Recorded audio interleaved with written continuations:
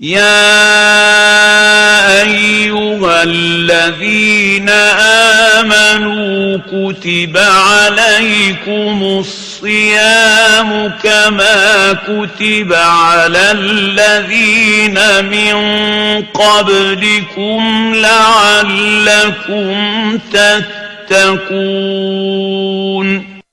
بسم الله الرحمن الرحيم. Falënderimet I takojnë Allahut, krijuesit të gjithësisë. Përshëndetjet dhe bekimet qofshin për të dërguarin dhe të zgjedhurin e tij Muhammedin sallallahu alaihi wasallam, familjen, shokët e tij dhe të gjithë ata të cilët pasojnë rrugën e tij deri në ditën e fundit të kësaj bote. Të nderuar shikues, kudo që jeni dhe ngado që na ndiqni, assalamu alaikum wa rahmatullahi wa barakatuh. Paqja, bekimet, mirësitë dhe mëshira e Allahut qofshin mbi ju. Ja ku po takohemi sërish me emisionin ton Kuvendet e Ramazanit. Në këtë emision, në këtë kohë të bekuar, po mundohemi që të trajtojmë tema të cilat vërtet janë në interesin ton dhe tuajin së bashku. Ky emision është I natyrës së debatit, respektivisht është emision në të cilin të gjithë së bashku unë dhe mysafirët e mi I trajtojmë temat e caktuara. Sonte me mua janë dy mysafirë të nderuar, është Hoxha Ahmed Kalaja nga Tirana, të cilët I themi mirë se erdhët. Mirë dhe Hoxha Lukman Hoxha nga Prishtina, I studiues I Islamit, të cilët gjithashtu I themi mirë se erdhët. Mirë se erdhët. Sidoqoftë, mysafirët na kanë nderuar me përgjigjen që I kanë bërë ftesës son, ndërsa tema të cilën do ta trajtojmë sonte së bashku është historiku I agjërimit. Do të fillojmë me Hoxhën Ahmed duke përkujtuar ajetin e surës Al-Baqara në cilin Allahu I madhruar thotë: Ja ejuhalladhina amanu kutiba alaykumus siyamu kama kutiba ala alladhina min qablikum. O ju që keni besuar, u është obliguar juve agjërimi, sikurse që u ishte obliguar atyre që ishin para jush. Le të shërbej ky ajet si piknisje për bisedën tonë, se ky flet për historikun e agjërimit. Normalisht Zoti xhalla xhelaluhu në Kur'anin famëlart tregon besimtarëve se tradita e agjërimit dhe adhurimi I Zotit duke agjëruar nuk është njërisi dhe një sajes e ardhur vetëm në shariatin e Muhamedit alayhis salam, vetëm në fenë e Muhamedit alayhis salam, por se kjo është një traditë që e kanë ndjekur të gjithë pejgamberët e Zotit. Të gjithë librat qiellor kanë porositur që Zoti të adhurohet nëpërmjet mënyrës së adhurimit që quhet agjërim. Sepse natyra e fesë trajton materjen që është pjesë përbërëse e trupit njerëzit, trajton logjikën e tij dhe trajton shpirtin e tij. Dhe duke qenë si trajton tre komponentet përbërës trupit njerëzit, normalisht që çdo fe do ta ketë trajtuar dhe anën shpirtërore të njerëzit. Dhe agjërimi është pjesë pikërisht e trajtimit të anës shpirtërore të njerëzit. Do të thonë njeriu në momentin që agjëron, sikur jep pushtet shpirtit të tij dhe sikur balancon ndërmjet raportit materje dhe shpirt. Për këtë arsye dhe është më së logjike, më së normale dhe më së natyrshme që të gjithë profetët kanë ftuar në agjërim. Është më së logjikshme dhe më së normale që të gjithë librat qiellor kanë ftuar në agjërim. Madje ne shohim se tradita e Zotit jo vetëm tek njerëzit, madje edhe në disa krijesa të tjera është kanë një formë, një traditë ose një mënyrë të agjëruarit. Kështu që të ketë pas agjërim është më së normale, të kenë ftuar profetët në agjërim është më së normale. Për këtë arsye dhe Zoti xhalla xhelaluhu në thonjza nëse do të themi I qetëson besimtarët dhe ju tregon se kjo nuk është e para gjë që ju po bëni, por se e kanë bërë dhe njerëzit më përpara jush. Për këtë arsye thotë, ashtu siç ka qenë obligim për popujt përpara jush. Pra jo thjesht ka qenë diçka e pëlqyeshme dhe e mirë, por obligim dhe detyrim. Si më thënë ka qenë edhe tek ata ka qenë shtyllë për shtyllave të fesë, shtyllë për shtyllave të besimit ose siç themi ne shtyllat e Islamit, një nga shtyllat e Islamit. Normalisht nuk është kusht që të ketë pas një ngjashmëri të plotë ndërmjet agjërimit tonë dhe agjërimit të tyre. E rëndësishme ka ekzistuar si fenomen, ka ekzistuar si adhurim. Për këtë arsye nuk është çudi për shembull që ne dëgjojmë tek pasuesit e feve të tjera agjërimin. E gjejmë atë tek hebrejt në forma të ndryshme, e gjejmë atë tek të krishterët, ortodoksët, katolikët në forma kreshme, etj. Në forma të ndryshme, ashtu siç e gjejmë edhe në Islam normalisht në atë formën përfundimtare që quhet agjërimi I Ramazanit. Për kësaj kuptojmë se prej ajetit, respektivisht prej asaj që Allahu na përkujton se kanë agjëruar në mënyrë obligative dhe ata që ishin para nesh, i kuptojmë ndoshta dy gjëra kryesore. E para në një farë mënyrë ngushëllimi dhe prehja që duhet të gjejmë se nuk jemi ne të parët që praktikojmë këtë eksperiment, të themi kushtimisht, dhe e dyta rëndësia e agjërimit pasi pas ka qenë pjesë përbërëse e gjitha legjislacioneve paraprake. Ju falenderit Hoxh Lukman. A mund të na përmendim ndonjë argument I cili flet për agjërimet në kohën e kaluar?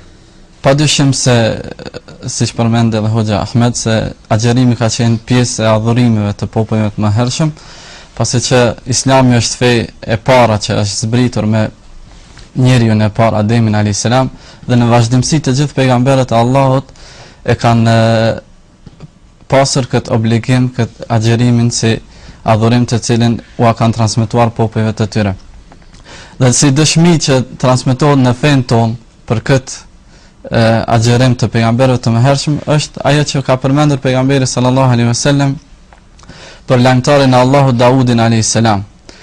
Njëkohësisht e ka përmendur agjërimin e tij duke lavdëruar si agjërimi më I mirë dhe ka thënë se agjërimi më I mirë është I vëllaut tim Daudit I cili ka agjëruar një ditë dhe ka ngrënë ditën tjetër dhe kështu ka vepruar gjatë tërë jetës së tij, që do të thotë se agjërimi është adhurim të cilin e kanë pasur të gjithë pejgamberët e mëhershëm dhe se argument të cilin I cili e vërteton se agjërimi është pjesë e fesë islame është se agjërimi ka mbetur të gjitha fetë të cilat kanë dalur, qofshin ato qiellore apo nga mendimet dhe idetë e njerëzve, sepse agjërimin e vrejmë edhe të hindusët, edhe të budistët, siç e përmendi Hoxha Ahmed Kalaja, edhe tek hebrejt dhe krishterët. Madje te krishterët fillimisht dua të cekë se agjërimi të cilin e kanë përdorur hebrejt është dita e kefaretit ose dita e faljes, të cilën ditë kanë agjëruar në shenjë falënderimi për shpëtimin që Allahu I bëri ben Israelve nga faraoni I kohës së tyre. Dhe këtë ditë ata agjërojnë si ditë obligative dhe mirë po dallimi prej muslimanëve është se ata agjërojnë prej mbrëmjes deri në mbrëmjen e ardhshme, që do të thotë 24 orë të plota. Po ashtu prej agjërimeve të jehudëve është që I agjërojnë edhe ditët të cilat u ka ndodhur fatkeqësi të rënda, sikurse pushtimi prej anës së Babilonëve, gjithashtu torturat që I kanë përjetuar nga romakët. Jehudët I festojnë si ditë agjërimi në shenjë duke kërkuar falje tek Allahu. Po ashtu përmendet në librat e tyre se kur ndjejnë se hidhrimi I Allahut po I afrohet atyre, ata I drejtohen Allahut me agjërim. Pastaj pas tyre vinë të krishterët, të cilët si vazhdimsi e fesë hebreje të krishterët e parë kanë qenë vazhdimsi, siç dihet se Isa alayhis salam erdhi për të drejtuar kopën e humbur të Benu Israilve. Dhe të krishterët e parë pashtu e agjëronin ditën e faljes, derisa më vonë erdhën devijimet e ndryshme dhe pretenduan se Isa alayhis salam agjëroi 40 ditë para shpalljes dhe këta e konsiderojnë këtë muaj agjërimi.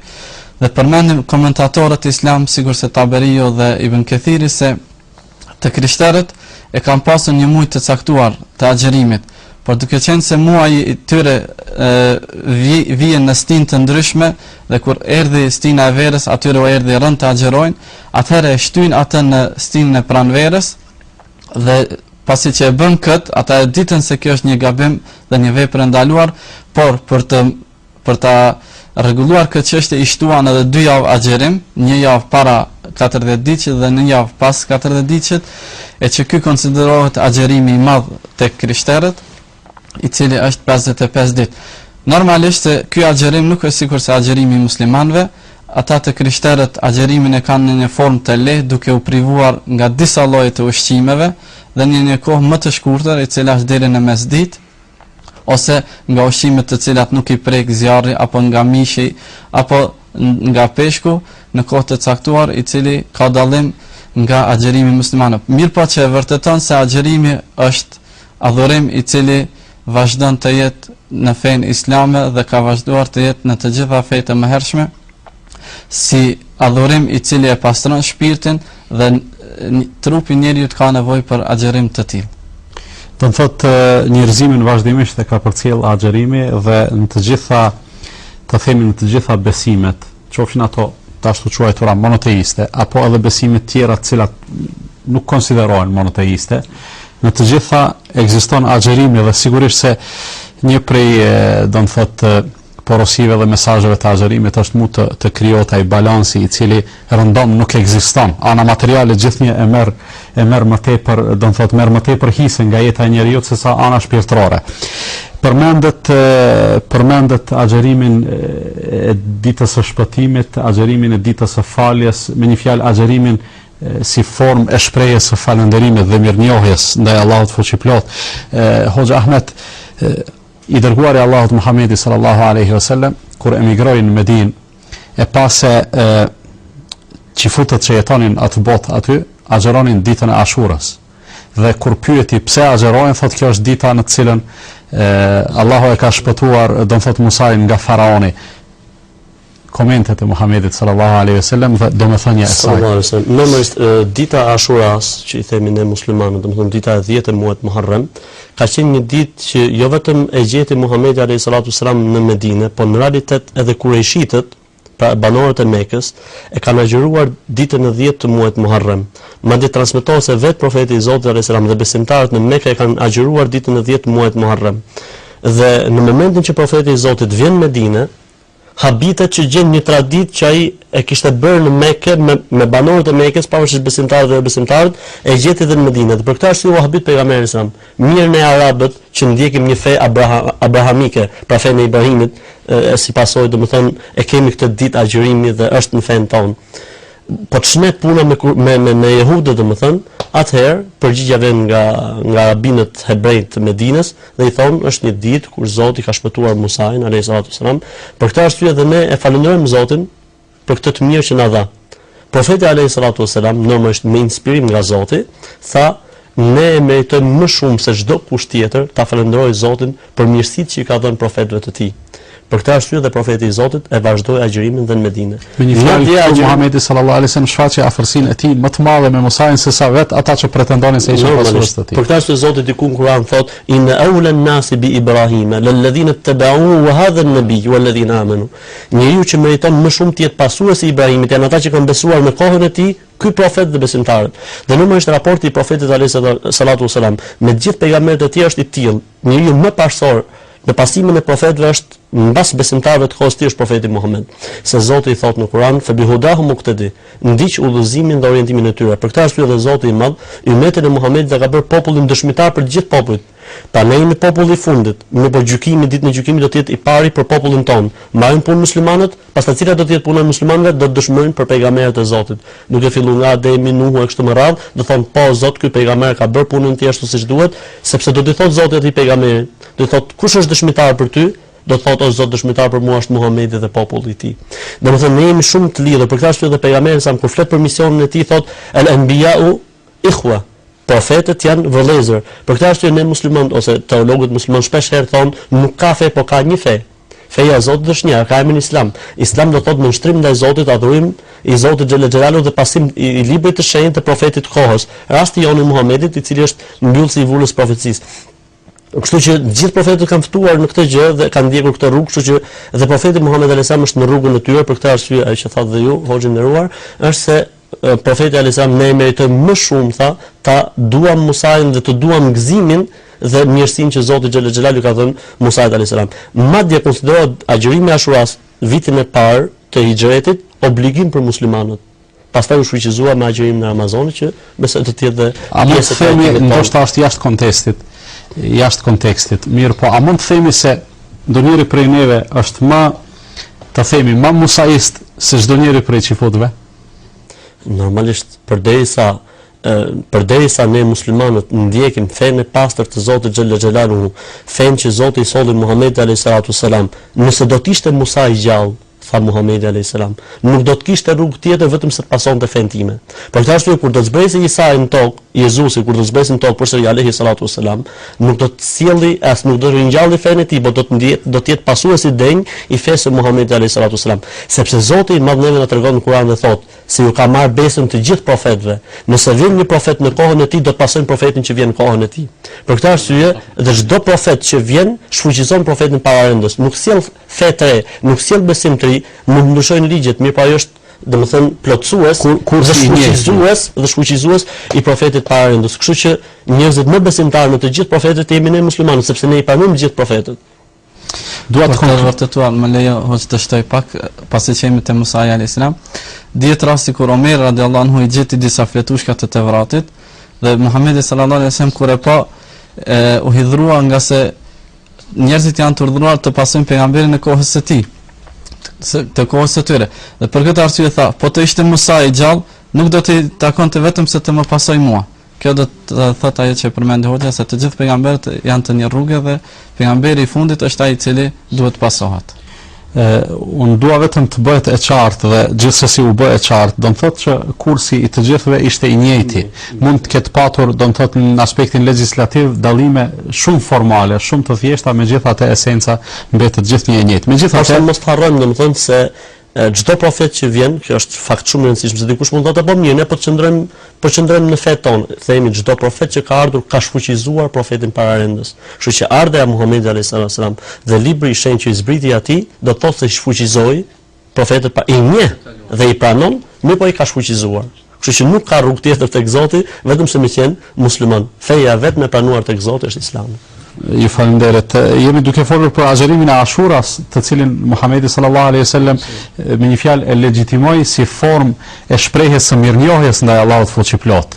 Do të thotë agjerimi, sikurse edhe shumë adhurime të tjera shërbejnë përveç tjerash edhe si formë shprehjes së mirënjohjes dhe falënderimit ndaj Allahut për mirësitë dhe begatitë të cilat Allahu i madhruar na i ka dhënë. Pak më herët hoxha Lukman përmendi agjerimin e Davudit si formën më të mirë të agjerimit sipas asaj që ka thënë Muhamedi sallallahu alaihi wasallam. Mirënjohjet dhe falënderimet që ja shprehim Allahut të madhruar, nuk kemi mundësi të jemi korrekt në to. Mirë po kërkohet maksimumi, të japim maksimumin për asaj që na lejojnë mundësitë tona. Ndërsa kur jemi te agjerimi i Davudit, a kuptohet se Muhamedi sallallahu alaihi wasallam ka vendosur limitin e sipërm, sa më shumti, cili është maksimumi që mund të agjerojë njeriu. Po, mbi të cilin nuk ban të agjerohet. Ashtu është. Kjo është domethënë ajo që ka përmend pejgamberi sallallahu alaihi wasallam për agjerimin e Davudit, është për t'ju treguar besimtarëve se kjo është limiti i fundit që njeriu duhet ta shprehë agjerimin qoftë edhe vullnetar ndaj Allahut subhanahu wa taala. Për arsye se kjo fe islame nuk është për ta rënduar njeriu, por është për t'i dhënë qetësi shpirtit të tij dhe për ta rregulluar jetën e tij, duke mos e ngarkuar atë sa s'mund të mbaj. Dhe për këtë arsye pejgamberi sallallahu alaihi wasallam e kufizoi maksimalisht agjerimin, një ditë agjerim e një ditë ngrënie. Mirëpo duke preferuar agjerime tjera, pejgamberi sallallahu alaihi wasallam ka lënë mundësi që njerëzit sipas mundësive të tyre trupore, shëndetësore, nga puna dhe angazhimet, në Islam kemi lloj-lloj agjerime të cilat njeriu po ti praktikoj të arrijë kënaqësinë dhe shpërblimet tek Allahu subhanahu wa taala. Prej agjerimeve është ajo që vetë pejgamberi sallallahu alaihi wasallam ka praktikuar, e që është agjerimi 3 ditëve të çdo muaji, të cilin agjerim e praktikoi në Medinë para se të obligohej agjerimi i muajit Ramazan. Po ashtu edhe agjerime tjera, sikur që janë të cekura, agjerimi ditës së hënë e të enjtë, që do të thotë se në Islam kemi agjerime të ndryshme. Pastaj kemi agjerime ku njeriu mund t'ia obligojë vetvetes një ditë të caktuar në shenjë falënderimi për Allahun subhanahu wa taala për ndonjë mirësi të Allahut ndaj tij. Dhe kjo ishte agjerimi i pa obliguar në kohën e shpalljes së Kuranit në Medinë kur erdhi Muhamedi sallallahu alaihi wasallam, derisa më vonë zbriti ajeti i Allahut i cili obligoi agjerimin për cilin do të flasim tutje. Pasi ishëm të limiti i sipërm i kohës së agjerimit, sa bën besimtari nëse dikush gjen në shpirtin e tij devotshmëri dhe gatishmëri dhe dëshiron të agjerojë gjatë gjithë kohës, do të thotë një gjë të tillë Muhamedi sallallahu alaihi wasallam nuk e ka aprovuar, por duke i lënë që maksimalisht do të thotë një ditë të agjerojë, një ditë të mos agjerojë. Por përmendi hoxha Lukman më herët agjerimi 24 orësh tek të krishterët, më duket, tek hebrejt ose të hebrejt. A është e lejuar që ne të agjerojmë në atë mënyrë që i thuhet Po Visal. para kësaj desha të bëjmë një ndërhyrje të vogël, domethënë themi agjërimi një ditë po një ditë jo. Dikush nga teleshikuesit mund të thotë ore si shumë, ëh. Themi adhurimi i Zotit në Islam është lënë i lirë, në kuptimin dikush sepse çështja, sidomos kur flitet për agjërimin, lidhja e njeriu me agjërimin është një lidhje shumë e fortë. E njeriu në momentin që e dashuron agjërimin e ka shumë vështirë shkëputet prej tij. Për këtë arsye, përveç Ramazanit, siç u përmend, domethënë ka dhe agjërime të tjera. Edhe çështja e adhurimeve ndaj Zotit është si puna e rrezikut, thotë Imam Maliku, Zoti më shëroft. Thotë Zoti ju hap dyert e adhurimit Zotit njerëzve siç u hap dyert e rrezikut. Ke parasysh dikush ja ka dhënë Zoti rrezikun furnizimin në tregti, dikujt ja ka dhënë në qeradhënie, dikujt tjetër ja ka dhënë duke punu, dikujt ja ka dhënë duke qenë bujqësi, pedagog, mbujqësi e kështu me radhë. Kështu edhe puna e adhurimit. Dikush është shumë i dhënë pas faljes, dikush tjetër shumë i dhënë pas agjërimit, dikush tjetër është shumë i dhënë pas dhikrit, përmendjes e Zotit kështu me radhë. Për këtë arsye është përmendur ky si limit. Pa ata njerëz që janë aq të lidhur me agjërimin, aq të përmalluar me agjërimin, profeti thotë një ditë po një ditë. Pse? Sepse njeriu ka dhe nevoja të tjera në jetë, ka dhe edhe domethënë halle të tjera, ka dhe punë të tjera në jetë. Ndoshta ky agjërimi i ditëpërditshëm edhe mund të çonte në dobësimin e njeriu dhe në mosarritjen e qëllimeve të tij që njeriu ose në prishjen e balansit mes obligimeve të lloj-llojshme që ka ndaj vetes ndaj rrethit ndaj. Shumë mirë. Për Visalin.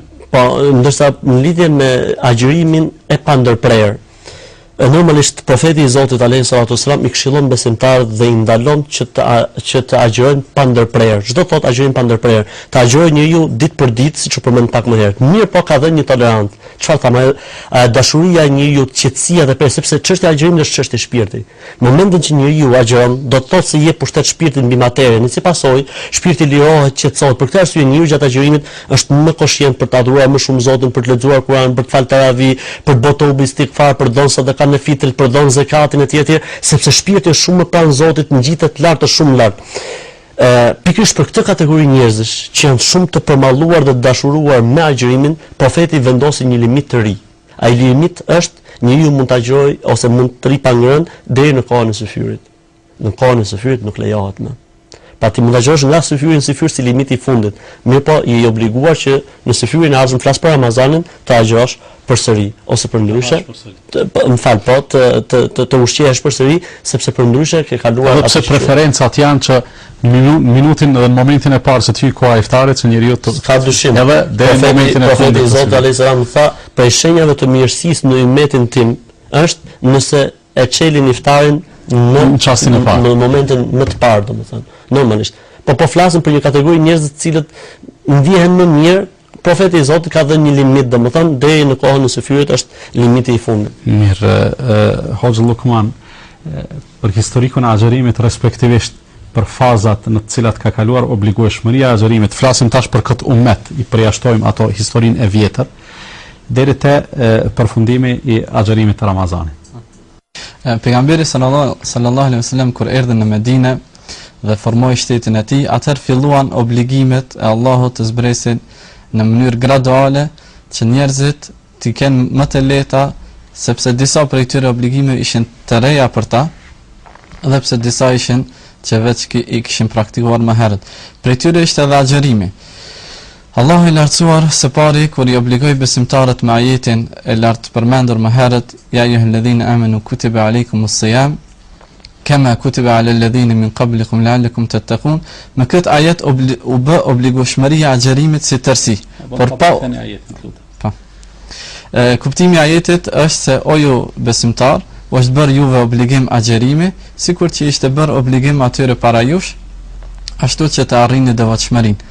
Që do të thotë se me këtë ajet u bë obligueshmëria e agjërimit, por jo në formë të detajuar dhe jo në kohë të caktuar, por si obligim i përgjithshëm, të cilën obligim e specifikoi pejgamberi sallallahu alaihi wasallam me udhëzimet e tija, dhe pastaj Allah subhanahu wa taala e caktoi që agjërimi të jetë obligim për ata të cilët dëshirojnë.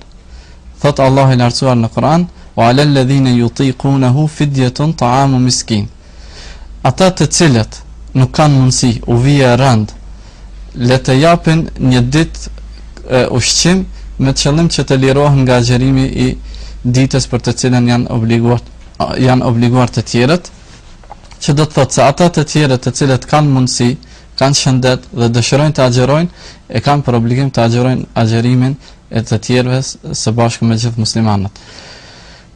Pastaj kjo formë e agjerimit u derogua me ajetin përfundimtar i cili e obligoi agjerimin komplet të muajit e Ramazan, ku Allahu subhanahu wa taala thot në librin e tij: "Faman shahida minkum ash-shahra falyasum."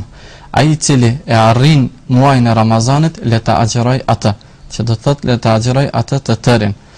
E ky ishte obligimi përfundimtar për agjerimin e Ramazanit, si muaj i plot dhe çdo ditë të tij duhet agjerohet. Pastaj dietarët e kanë sqaruar domethënien e ajetit pak më herët, i cili i dha liri besimtarëve të agjerojnë dhe të shpaguajnë.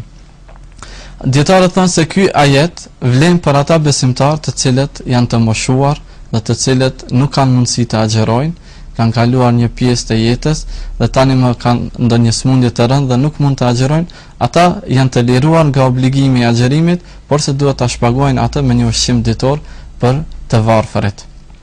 Kështu u bë obligueshmëria e muajit Ramazan, të cilët u obliguan të agjerojnë prej lindjes, prej agimit deri në momentin e perëndimit të diellit, kohën e iftarit. Faleminderit Hoxh Lukman. Tek ne është bukur e përhapur, do të thotë në masat e gjera, se gjoja kur është obligu fillimisht agjerimi i Ramazanit, është thënë 3 ditë, e pastaj gjoja ai që e ka dëgjuar, se ka dëgjuar mirë dhe ka thënë sa 30 dhe ka mbet 30. Cila është e vërteta rreth kësaj, do të njoftohemi në pjesën e dytë të emisionit pas një shkëputje të shkurtër, andaj të nderuar shikues qëndroni me ne. يا أيها الذين آمنوا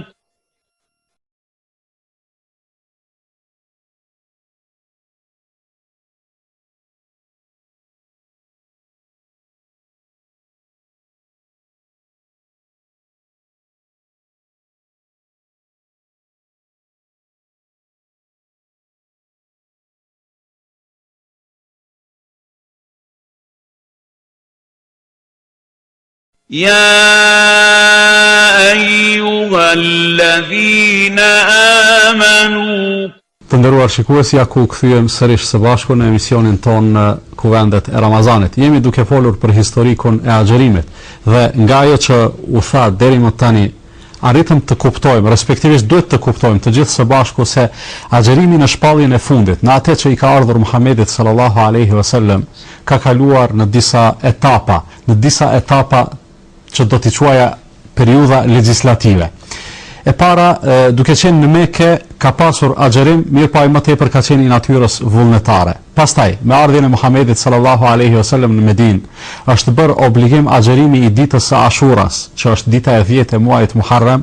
Pastaj ka zbritur ajeti i 183 të surës El-Bekare: o ju që keni besuar, u është obliguar juve agjerimi, duke mos përcaktuar formë dhe kohë të caktuar, dhe kjo ka zgjatur fare pak punë ditësh, derisa ka zbritur ajeti në vijim 184 ose 85 apo të dyja së bashku, dhe e kanë definuar se koha e agjerimit të muslimanit është muaji i bekuar i Ramazanit. Dhe në këtë formë agjerimi obligativ e ka marrë formën përfundimtare.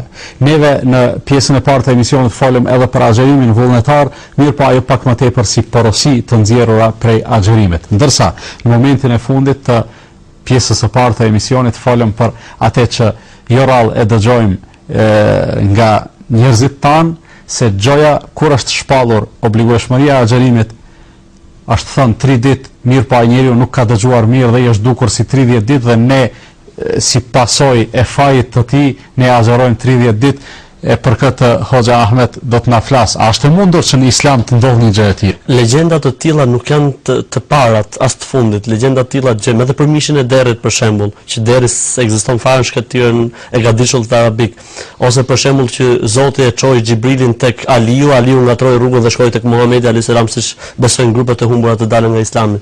Domethënë, në sa logjik, një njeri që beson se Kurani është fjalë e Zotit, se Kurani është libri i shenjtë, se Zoti e ka ruajtur këtë libër, ky lloj besimi, ky lloj të menduarit, është problem shumë më se bie ndesh direkt me Kuranin. Do thotë ti o robi i Zotit, a beson Kur'an? Zoti thotë është bërë obligim agjërimi i Ramazanit, një muaj të plot. Agjëroni një muaj. Tani kush ka gabuar në këtë rast? Normalisht që, domethënë që mos të dalim pa përgjigje, kjo ngjarje nuk ekziston. S'ka as e dobët, as e shpifur, nuk ekziston në librat e traditës islame, sepse ne normalisht ne muslimanët i analizojmë lajmet që na vijnë, i quajmë të sakta, dobta, të panushme, pa panushme kështu me radhë. Ky nuk ekziston as tek panushmet, as tek papanushmet, nuk është e shkruar në asnjë libër. As të shpifurat. As tek të shpifurat. Shpifur kosovare mund të. Nuk e di, ose shqiptare me fjalë. Kështu që nuk ekziston, normalisht nuk ekziston. Pastaj ne themi i dlirësuar është Zoti nga çdo emet. Ne themi gjithmonë subhanallah, i dlirësuar është Zoti nga çdo emet. Si mund gabojë Zoti, si mund sjellë Zoti për njerëzit ndërmjetës cilët nuk gjejnë mirë nga veshët. Përkundazi prej kushteve të profetit është që duhet të jetë i plot me kuptimin e cilësive të tij, edhe fizike dhe fizike domethënë. Për këtë arsye kemi parasysh gjithë historinë e Musait kur akuzoi popullin e tij se kishte një problem etj. Çfarë mrekullie dha Zoti xhel xhelalu, historia e gurit, në kuptimin që profetët janë njerëzit më të përzgjedhur të Zotit xhel xhelalu. Profetët nuk gabojnë. Për këtë arsye profeti i Zotit, me që jemi në rastin e Ramazanit, zbritjes Kuranit, kur i zbriti Kurani për herë të parë ose në momentet e para të zbritjes Kuranit, çfarë bënte profeti? Pa e mbaruar Xhibrili fjalën, mundon të ta përsërisë mas Xhibrilit, derisa i tha Zoti: "O Muhammed, qetësohu. Ti dëgjoje çfarë thot Xhibrili, se ne do ta japim ty dhurat memorizimin e Kuranit." Sepse profeti ngutej se mos i humbet diçka nga ajo që po thot Zoti nëpërmjet Xhibrilit alayhis salatu sallam. Kështu që është i ruajtur profeti nga gabimet e tilla, është e ruajtur feja nga gabimet e tilla dhe është jashtë çdo lloj logjike, domethënë për një njeri i cili beson në Kur'an, i cili beson se ky libër është fjalë e Zotit, të besoj prallat të tilla, legjenda, këto quhen legjenda, gjëra të shpikura që s'kan ekzistuar ndonjëherë, domethënë. Hoz Lukman, në anën tjetër përmendet ajetin "Faman shahida minkum ash-shahra falyasum", ndërsa edhe hadithet shumëta, edhe gjërat shumëta që definojnë se agjërimi bëhet me muaj. Do thot muaji i Ramazanit, dhe të gjithë e dim se 3 ditë muaj nuk ka. Sigurisht. Patjetër, të gjithë e dim se muaji është më shumë se 3 ditë, megjithëse dallon muaji hënor prej atij diellor, ka dallim se në muajin hënor muaji mund të ketë 29 dhe 30 ditë, as më pak e as më shumë.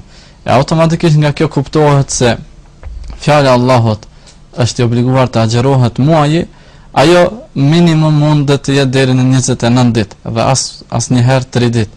Për arsye se muaji tek arabët është i njohur si 29 ditë apo 30 ditë dhe kjo është e fundit për kuptimin e muajit, sepse të thënurit se ka qenë 3 ditë, është shtuar 30 ditë, kjo ka probleme me çështjen e besimit, se kjo është një lloj akuze ndaj Allahut ose të dërguarit të tij. Sidomos kur ne e dim gradualitetin e shpalljes së Kuranit, po që se dikush do të mendonte se kjo do të ishte ndonjë gabim, automatikisht do të vinte shpallja tjetër që do ta përmirësonte gabimin. Por kjo nuk ka ndodhur. Përkundrazi, ajo që ka ndodhur ka qenë obligueshmëria e muajit të plot, dhe me këtë domethënë bie poshtë thënia e atyre dhe nuk ka kurfar do të ishte domethënë më e lehtë për shembull thoshin që u bën fillim obligim 3 ditë, pastaj ushtuar do të mund ta do të ishte disi më e pranueshëm si gabim i këtyre njerëzve, por që thosh që nuk e dëgjoj mirë, domethënë është fatale. Sidoqoftë ne edhe kur e dëgjojmë këto janë përgjigjet tona, mirë, po derisa zëri ynë dhe fotografia jonë depërton nëpërmjet ekraneve televizive edhe në shumë shtëpi, për këtë arsye edhe pata dëshirë që ta sqarojmë, e tani do të kalojmë te një gjë tjetër të cilën nuk e prekëm. Është përmendur agjërimi në Kur'an në surën Maryam. Allahu i madhruar tregon ngjarjen e Maryamës, nanës së Isait alayhi salatu wassalam. Dhe në atë thuhet fa imma tarayin min al-bashari ahadan faquli inni nadhartu lir-rahmani sawman falan ukallima al-yawma insiya. Do të thotë meleku pasi që fryu dhe pasi që mbeti shtatzan me frymën e melekut Maryamja, me atë rast u shqetësua shumë, si të mbetëm unë shtatzan një vajzë e paprekur, e pastërt, e moralshme, e ndershme, e të ndodh një gjë e tillë, vërtet është shumë sprovë e madhe ishte për te. Meleku ja dha këtë udhëzim: nëse takosh me ndonjërin prej njerëzve, thuaj unë jam zotuar se do të agjeroj për të gjithë mëshirshmin, andaj sot nuk do t'i flas askujt. Sipas gjitha xhasave, ky agjerim që përmendet këtu ka të bëjë me heshtjen. tash unë dua që pjesën e mbetur të emisionit të trajtojmë si mund të jetë heshtja agjerim, ose cila është lidhja mes agjerimit si formë shumë e fortë dhe efikase e fisnikërimit të shpirtit me aktivitetin eventual të gjuhës që mund ta bëjë njeriu gjatë ditës së tij, qoftë për të mirë ose për të keq. Po filloj me ju, Hoxha Ahmed. Normalisht, siç e përmendët, Zoti ju shpërblet më të mirë. Ishte një sprovë e madhe për nënën e Isait alayhis salam, për Merjemen, paqja e Zotit qoftë mbi të, që të sillte në jetë një fëmijë, po ai në të vërtetë ishte mrekulli prej Zotit dhe mëshirë dhe argument i fuqisë të madhe të Zotit. Dhe normalisht akuzat e njerëzve nuk do të endin. Për këtë arsye ishte e kotë me u marrë me njerëzit. Çfarë duhet bëj me njerëzit? Lind pyetja, thuaj unë nuk do të flas. Madje nuk u ka thënë njerëzve nuk do të flas, u ka bërë me shenjë. Pa nga ky moment, deri kur të vi urdhri i dytë prej Zotit, unë nuk flas me njerëzit. Pra, për këtë arsye edhe dietarët e Islamit kur flasin për kufizimin e agjërimit në gjuhën arabe thonë huel imsak. Do të thotë të privohesh, çdo lloj privimi quhet agjërim. Në të vërtetë privimi në konceptin islam i agjërimit, privimi është nga ngrëna dhe e pira dhe marrëdhëniet intime nga agimi deri në perëndim të diellit, nuk është vetëm kaq. Për këtë arsye profeti thotë, nuk është agjërimi vetëm njeriu mos hajë dhe mos pi. Pa agjërimi vërtet është agjërimi i cili ndalon njeriu nga gjërat e fliqura dhe nga gjërat e shëmtuara. Njëri i cili shan, ofendon, përgojon, ai nuk quhet agjërues i vërtet. Kështu që agjërimi me heshtje dhe me ruajtjen e gjuhës nuk është se është fuqizuar në fen ton. Në fen ton nuk është adhurim më, a më vazhdon të jetë si princip bazë. Për këtë arsye dhe profeti i Zotit, një prej shokëve të Muadh ibn Xhebelit, kur i tha o pejgamberi i Zotit, i tha pse Zoti ka për të na marrë llogari për atë që flasim? Çfarë tha profeti alayhis salam? Tha mos paft më nëna jote, ka qenë një lutje që bëhesh në arab me kuptimin që ku je me fjalë, çfarë po thu? Tha, a nuk e diti se njerëzit më shumë në zjarr futen për shkak të asaj që korrin gjuhët e tyre? Kështu që besimtari në Islam ai agjeron, mirë po agjeron edhe me heshtje nga çdo gjë që është e keqe, e fliqur dhe shëmtuar.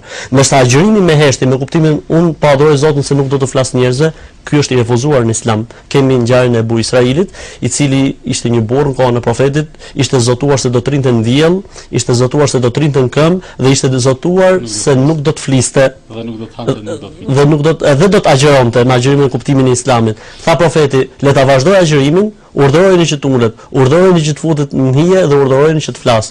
Kushdo që bën diçka që unë nuk e kam bër, është e refuzuar tek Zoti xhelal xhelal. Faleminderit Hoxh. Hoxh Lukman, diçka nga etika e agjeruesit. Derisa agjerojmë, nuk ham, nuk pim, vërtet për hir të Allahut jemi në gjendje të lëmë gjërat, jo vetëm që i kemi të lejuara, por janë të domosdoshme për të mbijetuar ne.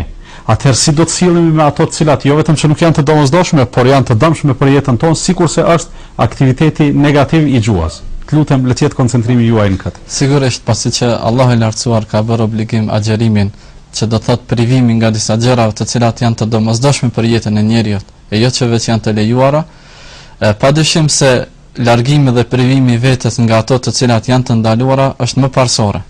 Dhe për këtë arsye, pasi që edhe agjerimi një nga kuptimet e tij është se të arrihet devotshmëria e Allahut, ajo nuk arrihet vetëm me lënien e ngrënjes dhe pijes apo knacive të epshit. Mirë po ajo arrihet edhe kur lihen gjërat të cilat i ka ndaluar Allahu, qofshin ato gjërat të cilat bëhen me gjuhët e njerëzve apo me gjymtyre të tjera të trupit, e sidomos ato të gjuhës sepse ato janë që më së shumti e lëndojnë njeriu dhe shkaktojnë konflikte mes tyre, prej të cilat ndodhin pastaj edhe probleme të mëdha.